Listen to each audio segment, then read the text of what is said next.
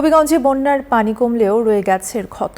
প্রায় ৬,০০০ পরিবার ঘরছাড়া হওয়ার পাশাপাশি খাদ্য এবং প্রাণীজ আমিষ উৎপাদনেও বড় ধাক্কা লেগেছে।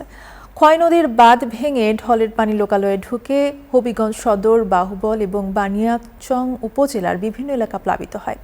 এখন পানি নামতে শুরু করলেও ক্ষতিগ্রস্ত মানুষের দুর্ভোগ এখনও কাটেনি।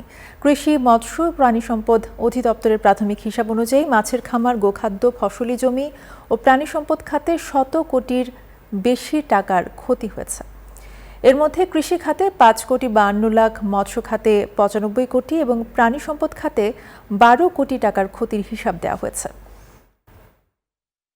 আমরা কোটি কোটি টাকা ক্ষতি হয়েছে, ধান, মাছ, শাকসবজি এগুলা রেনের উপরে। এখন বর্তমান অবস্থা আমরা বাড়ি ঘরে পানি নামছে, নামলো এখন ওই বাড়ি ঘরে ফেক্কাত আছে, নামতে আরো মাস কানেকের মধ্যে যাইব। আমাদের ফিল্ডে অনেক ঘরগুলো আছে, এগুলো নষ্ট হয়েছে, মেশিনগুলো নষ্ট হয়েছে, এই উত্তর এলাকা যা আছে সব বন্যায় পানির তল গেছে। মানুষ গড়ে যাইতেছে, পানি নামছে যাইতেছে, বাঙ্গা চাঙ্গা ঘর, খের গোল ফালাইছে, খের গোল আবার দামলা ভাঙ্গা লাগছে, সাপ সুপ অনেকের গড় আছে, জাতি সাপ।